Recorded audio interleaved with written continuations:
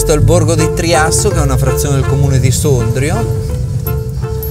Triasso, io pensavo a tre assi, tre legni, ma in realtà vuol significare posto di passaggio.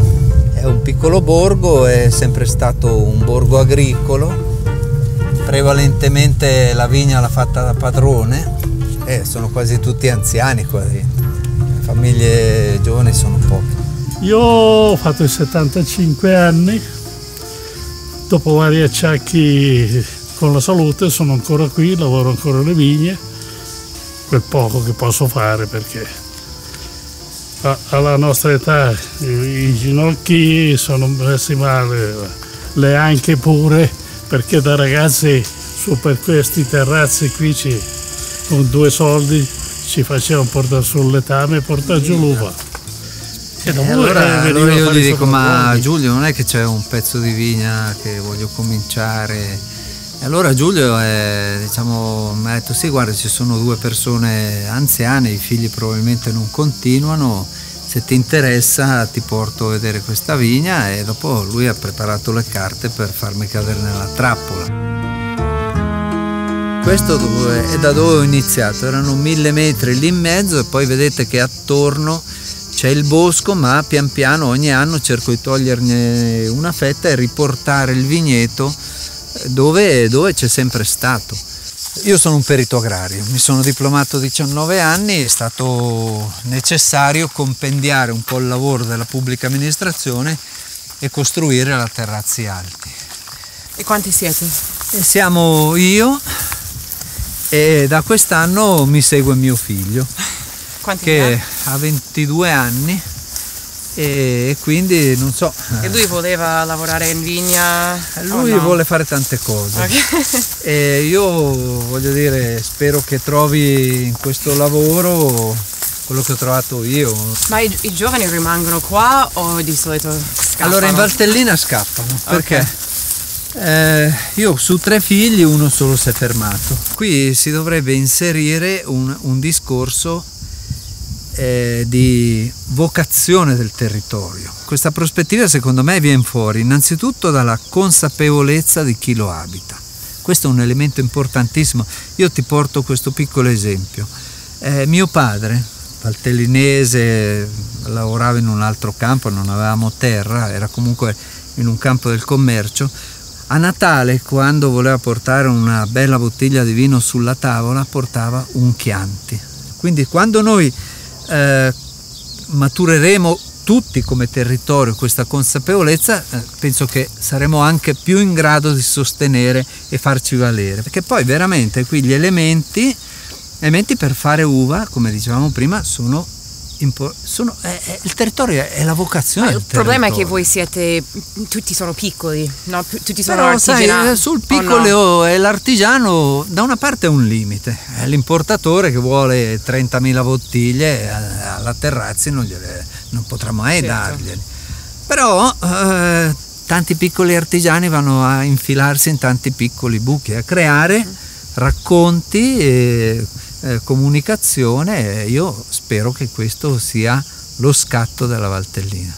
Quest'anno non è andata tosta, Quest'anno sì, ha piovuto spesso, ha fatto un maggio super piovoso, e quindi siamo sempre rientrati in vigna almeno una volta alla settimana, direi. Sì, perché noi ci siamo intestarditi su questo fatto del biologico, che per me, allora io ho cominciato a lavorare la vigna convenzionale, anche se non ho mai usato diserbante, però poi perché sono arrivato al biologico? Perché è una transizione naturale, cioè sei in una natura che sprigiona una forza incredibile e fa il convenzionale con i trattamenti a calendario come un'industria.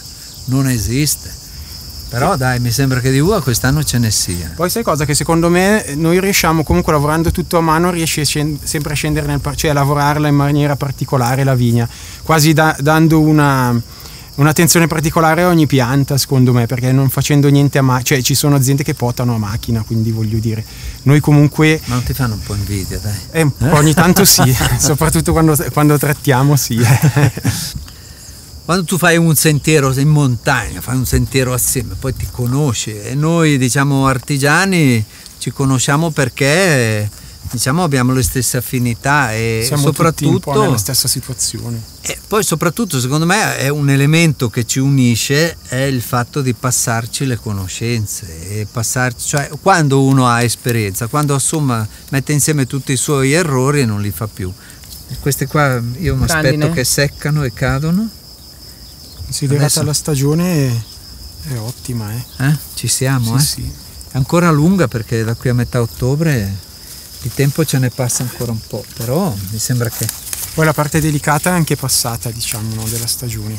Ogni volta che faccio quando giriamo, io leggo una parte di Vino al Vino di Mario Soldati. Quindi leggevo sulla Valtellina questa volta e ho detto, ma ci sono fichi di India? Ma non è possibile, caperi, non è possibile che una pianta che cresce a Pantelleria esiste anche nella Valtellina. Ma è vero. questa è la prova. Sono dei fichi d'India che non diventano grandissimi, sono le opunzie. È appena caduto il fiore, un fiore giallo, questo è il frutto. Sì. Questo è il frutto rosso dell'anno scorso, adesso questo qui andrà in maturazione e sono fichi d'India, ma poi proprio appena qua di fianco un'altra pianta grassa, ma guarda questo.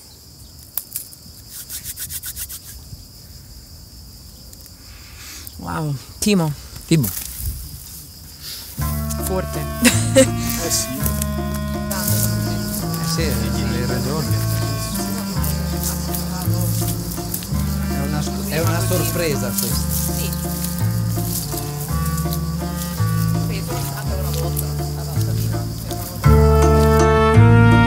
Ma avete il telefono qui? Io sì. Lo puoi chiamare? Gli dici che tra poco, dato che stiamo parlando di lui. Gli dico che ci troviamo a Sondrio. Sì, che dobbiamo. Ha Sì. detto chiamatemi quando siete in Sì. vigna e. Sì, beh, Più o meno stiamo andando, gli dico. Digli, Via sì. voce, eh? Sì, metti via voce che ci serve. No! L'idea. Sì. E vabbè. Ci proviamo dopo. insomma, facciamo un verso. Beh, intanto è 1,5 chilometri. Dai, Magari no. prova tu Lorenzo. No, non faccio Tarzan. No.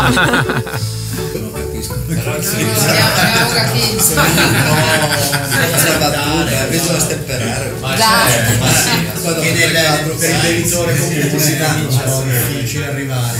Allora, questo qua è un locale, è una vecchia tinaia dove probabilmente negli anni si faceva il vino, perché Sondrio, il centro storico, è pieno di vecchie cantine. Questo qua dentro, sì, ma la condividiamo tutti e tre. Spintarella.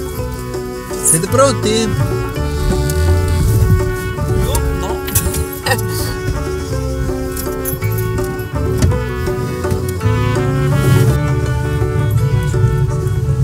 Sì, e dopo andiamo a cercarne uno, vediamo se lo becchiamo, il Giulio. Posso provare a fare un tentativo se lo trovo? Sì. Parcheggio qua un attimo. La memoria è storica.